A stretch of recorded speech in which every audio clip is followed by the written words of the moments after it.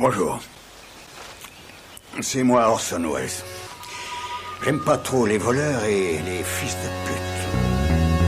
Salut Ciné, votre rendez-vous avec le cinéma qui comprend la tentation des réalisateurs et scénaristes de tout poil lorsque confrontés au choix d'une figure de grand méchant lors de la conception de leurs histoires peuvent facilement succomber au charme maléfique du nazi, figure incontournable de la fiction tant il est vrai qu'en termes de salopard de première catégorie on fait rarement mieux. Si on ajoute à ça un peu du folklore mystico-chelou qui est régulièrement accolé à ce type de personnage, on se retrouve avec un cocktail certes largement exploité depuis des décennies mais auquel on ne peut s'empêcher d'avoir un peu envie de goûter. Tout ça pour dire que nous allons aujourd'hui causer d'Overlord avec un trio de fiers pourfendeurs du mal réunis ici à l'antenne Paris. Julien Dupuis, salut Julien. Bien, alors, il faut quand même dire que Thomas Rozek il se frotte frénétiquement le torse en parlant de nazi. Je sais pas ce que ça cache. Ça ne veut rien dire. Bonjour Julien Dupuis. Bonjour. Perrine Kenson est là aussi. Bonjour Perrine. Salut Thomas. Et Stéphane Moïsakis. Stéphane, salut Stéphane. Salut Thomas. C'est Nos Ciné, épisode 161 et c'est parti. Monde de merde. Pourquoi il a dit ça? C'est ce que je veux savoir. Tu m'as troublé, Julien Dupuis. C'est le nazi qui te trouble apparemment. Je pense, oui, sexuellement, il y a quelque chose à creuser.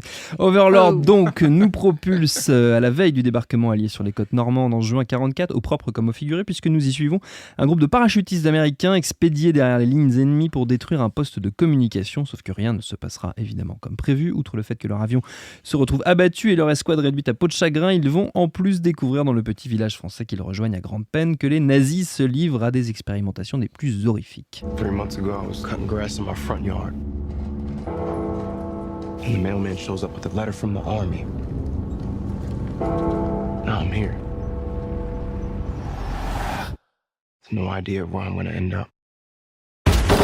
Derrière la caméra, c'est l'Australien Julius Avery, dont c'est le second long métrage après une flopée de courts qui lui ont notamment valu un prix à Cannes en 2008 et au casting peu de visages connus, si ce n'est celui de Jovan Adepo, repéré dans l'excellente série d'HBO The Leftovers, qui tient ici le rôle principal. Votre avis sur cette Overlord, les amis? Stéphane, ne regarde pas tes chaussures, je te demande ton avis.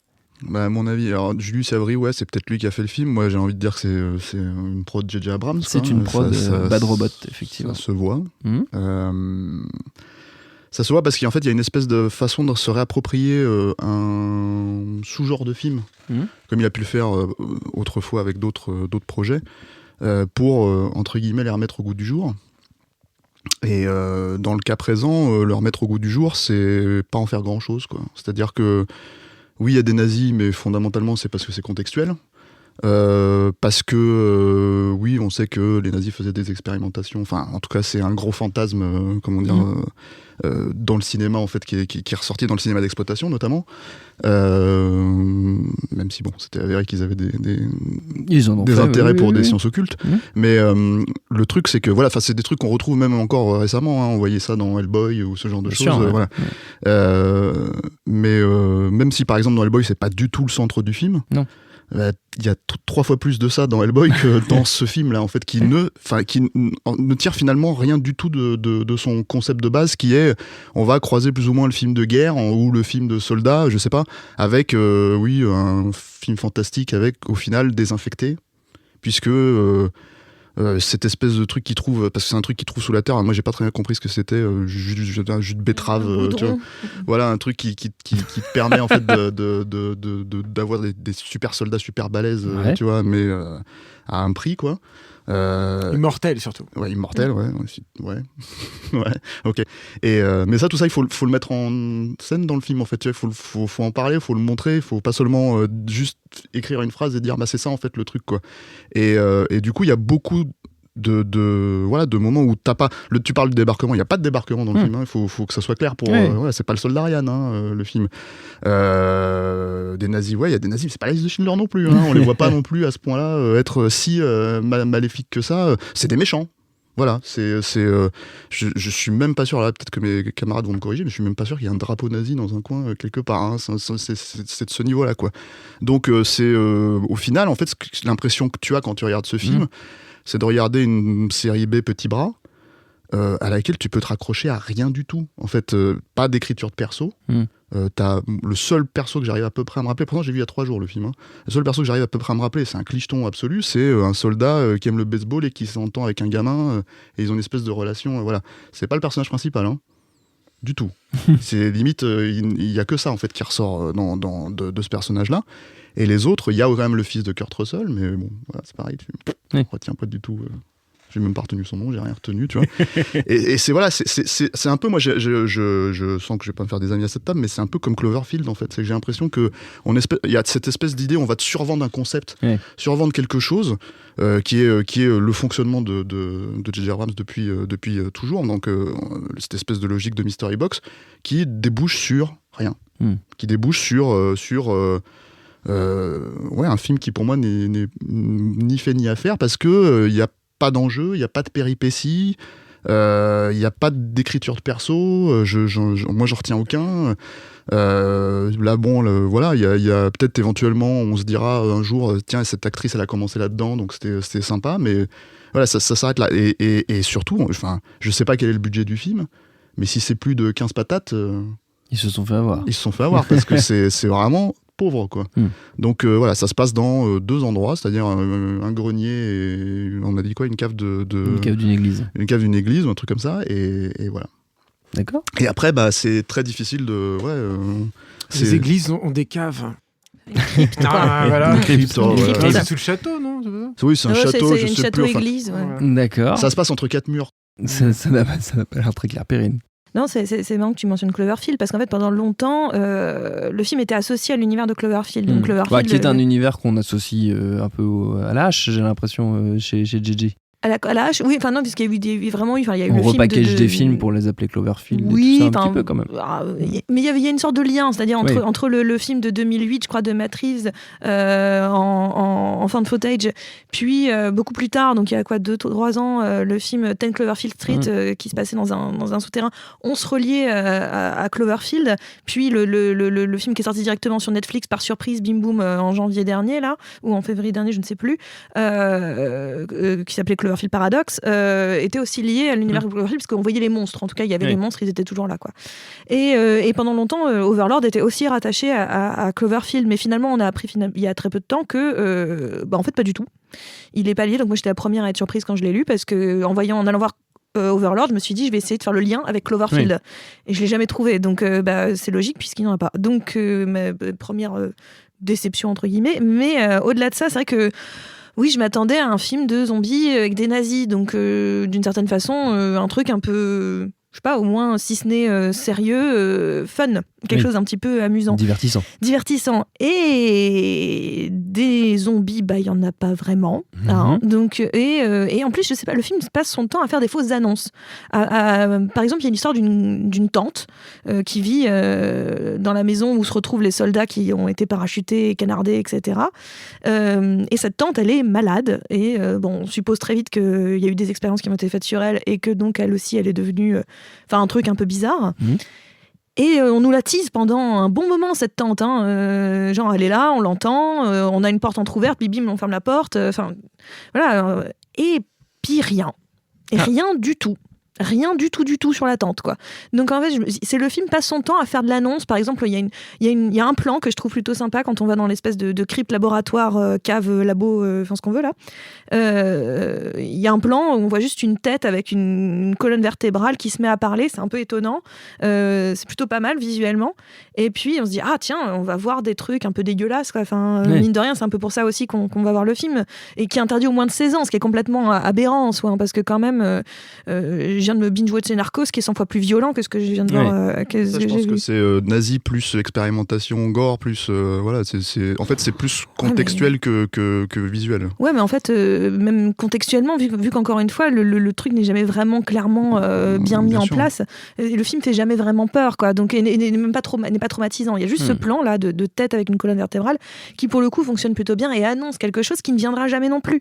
Donc en fait c'est ça qui est perturbant, c'est que le film donne des pistes, donne des idées et part sur quelque chose de plutôt amusant, et finalement n'en fera jamais rien. Et c'est quand même assez décevant de se retrouver face à ça. Puis je suis d'accord avec Stéphane dans le sens où aucun personnage n'est écrit. Il y a que la fille à peu près, une actrice française, la Mathilde Olivier, qu'on a vue nulle part ou presque, qui est plutôt pas mal. Elle joue assez sérieusement, elle joue son truc jusqu'au bout, elle est plutôt intéressante. Pareil, moi je trouve que Wyatt Wyatt Russell, je crois que c'est ça le nom du fils de Kurt Russell, qui ressemble beaucoup à papa quand même, à quelque chose. Il joue bien. En fait, tout le monde se donne un petit peu dans ce film. Même Pilou, Asbeck, je crois que c'est ça son nom, Pilou, hein, qui était dans Borgen et qui a joué dans Game of Thrones. Pilou, il se donne en méchant nazi, hein, mais ça... C'est une très belle phrase. C'est un bon acteur, Pilou Asbeck. Hein. Bah, c'est un bon acteur. Et là, le problème, c'est que... Surtout dans les films nordiques et tout, il avait fait un film qui s'appelait War, je crois, je me souviens bien. Et après, il va se compromettre, il jouait dans Ghost in the Shell aussi. Oui, voilà.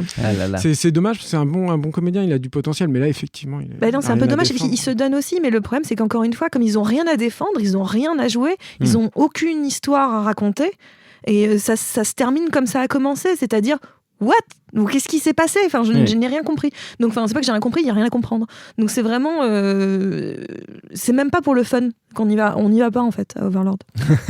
Tout simplement. Julien. Moi, je pense que quand tu t'empares d'une imagerie aussi chargée, aussi délicate, etc., tu te reboutonnes en fait là. Quand je te parle, par contre, Thomas, c'est fini. Mais en fait, quand tu abordes quelque chose comme ça, tu te positionnes très très clairement. C'est-à-dire que ou alors tu y vas, puis tu fais à fond dans le fun, et puis tu fais du naziploitation, qui est un vrai sous-genre qui existait et tout, à fond les ballons, parce que c'est intéressant visuellement. Les nazis, c'était comme les rois de la com, quoi. Donc un costume de Waffen-SS, ça a de la gueule, quoi. Le mec, il a un grand manteau en cuir et tout. Pour un méchant, ça se pose là, quoi. Et puis la croix gammée avec la croix rouge, tout ça, c'est très visuel, ça fonctionne bien. Donc c'est pour ça qu'on va voir des trucs avec les nazis. C'est d'une part parce que t'as un truc cathartique fondamental qui est super fun. Et puis d'autre part parce que dramaturgiquement ça a du sens, ça fonctionne bien. C'est comme ça que les utilisait Spielberg dans les Indiana Jones, quoi. Oui. Donc ou alors tu y vas pour ça, ou alors tu essayes de faire un truc un tant soit peu sérieux, un tant soit peu chargé. Moi, quand j'ai vu le film, j'ai eu l'impression que le film avait le cul entre deux chaises. Non pas qu'il essaye de te faire un film un tant soit peu historique avec un fond et tout, mais c'est juste que t'as l'impression que les mecs ils se disent, enfin moi c'est la sensation que j'ai eue, hein, ils se disent ah merde, on utilise des nazis, donc on peut pas trop y aller, donc on n'ose pas trop faire les nazis, puis en même temps on va quand même essayer parce que moi je pense qu'ils essayent de construire le personnage. Je suis d'accord avec mes deux confrères quand effectivement il n'y a pas de personnage, mais par contre ils essayent d'en construire, et du coup tu te retrouves coincé dans cette grange, dans ce grenier, pardon, pendant, je sais pas, enfin c'est le deuxième acte. Moi j'ai eu l'impression qu'il passait tout le deuxième acte là-dedans, entre quatre murs, avec en plus des allers-retours de personnages. L'histoire n'avance plus, elle est figée à ce moment-là. T'as une ouverture qui est plutôt efficace, qui est pas d'une originalité folle, qui est pas du tout, mais voilà, qui est donc l'arrivée des personnages dans un avion en fait, qui vont être parachutés à l'endroit. L'avion se fait canardé, les mecs doivent sauter en parachute, voilà. Bon, alors c'est pas d'une originalité incroyable, voilà, mais ça fonctionne, ça va. Puis surtout, moi quand j'ai vu cette note d'intention là, je me suis dit bon c'est un film qui va d'une part qui va filer droit, puis qui va être relativement généreux aussi dans l'action et tout. Même pas en monstre en fait encore à ce moment-là. Et en fait non, rien du tout, quoi. Ça stagne extrêmement. Il faut attendre j'allais dire le dernier acte, mais c'est même pas vrai en fait. C'est la toute fin, en fait, le final, pour que ça bouge et que tu aies enfin une confrontation entre deux personnages un petit peu mutants qui se foutent un peu sur la gueule, avec un qui a un peu évolué, mais pas trop non plus, hein, avec une espèce de... C'est un peu l'homme qui rit, là, de Hugo, donc avec la gueule un peu défoncée, et une espèce de rictus mortifère, puisqu'on voit en fait son crâne. C'est une gueule cassée, quoi. Ça s'arrête là. Donc finalement, le truc, c'est que ça, à force de vouloir ménager la chèvre et le chou, parce que j'ai un peu quand même l'impression que c'est ça qu'a essayé de faire Overlord, le film ne fait rien, en fait, et ne produit absolument rien. Et c'est pas émouvant, mais c'est pas non plus impressionnant. C'est pas fun, ou alors extrêmement peu, et voilà. Donc il y a éventuellement, si je dois me faire un peu l'avocat du diable, comme le film vient de se faire quand même pas mal canarder, moi j'aime pas du tout non plus, mais il y a cette ouverture et il y a cette toute fin. Oui. Voilà, c'est-à-dire que si vraiment tu as un inconditionnel, tu veux voir Wolfenstein au cinéma, très éventuellement tu peux essayer, tu peux avoir ça qui peut rattraper le truc, quoi. Sauf que c'est pas Wolfenstein au cinéma. C'est ça sûr, le problème, parce que le truc c'est que... C'est un peu vendu, marketé comme ça, mais... Oui, mais probablement parce qu'en fait, en gros, il y a encore cette notion... Par pur opportunisme, bien sûr. Pas forcément, parce que c'est pas... Même dernièrement, c'est pas ce qui cartonne le plus en jeu vidéo, mais le truc c'est que t'as cette notion que... Moi, c'est surtout, j'ai l'impression que J.J. Abrams, c'est une grande entreprise de dévitalisation, en fait, de ces univers qui touchent. Ouais, puis, mais surtout des sous-genres et des genres qu'il traite de manière... Alors, bon, pour moi, c'est assez évident quand ça touche spécifiquement lui en tant que réalisateur à son enfance, c'est-à-dire que ce soit Super 8 ou Star Wars épisode 7, c'est des films où il va reprendre les images avec lesquelles il a grandi, et il va plaquer en fait du vent dessus, quoi. Mais après, Le truc, c'est que c'est un peu pareil, en fait, moi j'imagine Cloverfield, à part le gimmick, je parle du premier là, par le gimmick de faire ça en fan footage, parce que j'imagine que c'était la mode à l'époque pour le vendre. Ça l'était, oui. Je sais pas, il y a une espèce de truc de dire, on va refaire Godzilla, sauf qu'en fait, c'est pas Godzilla, quoi, tu vois, c'est une espèce de mandibule avec 4 pattes, là, et c'est un truc un peu...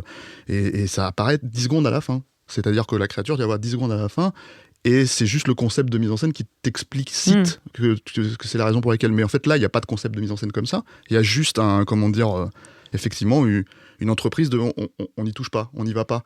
Le final, voilà, comme le dit Julien, il faut vraiment spécifier. C'est un type qui a 3 balafres sur la gueule un peu prononcées, quoi. C'est pas un monstre géant, c'est pas un surhomme, c'est pas, il y a rien de tout ça. Il y a pas de créature dantesque. C'est Pilou avec un maquillage sur la gueule. C'est pas Cronen, quoi. Puis il y avait quand même, il y a la fin qui laisse supposer quelque chose qui encore une fois n'arrive jamais dans cette idée qu'ils annoncent qui n'arrive pas. C'est que à un moment donné, quand il y a ce combat entre les deux surhommes mutants, on voit apparaître plein d'autres qui surgissent de nulle part. Et là, pour le coup, tu fais tiens, visuellement, c'est marrant. Là, il y en a plusieurs qui arrivent, ça peut donner quelque. Et bim, ça pète et c'est fini, quoi. Mais c'est le film, c'est que c'est que pour te décevoir. On te fait monter la sauce pour rien du tout. C'est un allumeur, ce film, quoi. Non, mais c'est un putain d'allumeur, en fait. C'est fatigant. C'est un peu J. Abrams, c'est un allumeur. C'est le propre de la Mystery Box. Voilà. Non, mais je sais pas pourquoi j'ai rajouté ça sert à rien. C'est très bien. Non, c'est peut-être temps de conclure, non? Je pense que je veux pas faire on a fait le tour. Non, mais tu le fais très bien. Avant de se quitter, quand même, on va faire comme d'habitude une petite tournée de recommandations, pas nécessairement donc dans le domaine de l'horreur ou du film de guerre, parce que vous savez que vous êtes libre de vos choix en la matière. Stéphane. En fait, il en a parlé vaguement là, Julien. C'est les Wolfenstein. Moi, j'ai parlé des 2 derniers Wolfenstein qui sont sortis sur PC, PS4 et Xbox One.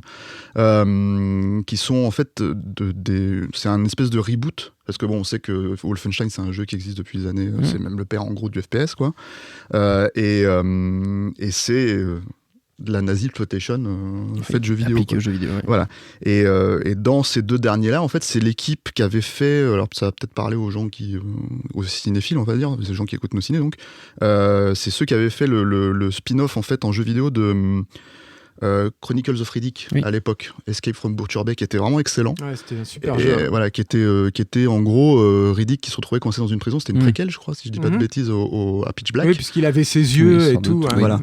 Et qui était vraiment excellent même d'un point de vue narratif. Et là, pour le coup, si tu veux, ce sont des développeurs, c'est des Suédois, qui vont vraiment loin dans ce qu'ils traitent. Ils l'avaient fait avec Riddick et ils l'ont fait avec Wolfenstein. À la fois, en fait, c'est un vrai travail d'équilibriste, à la fois dans l'écriture et à la fois dans ce que tu joues, c'est-à-dire en gros défoncer du nazi de manière ultra jouissive.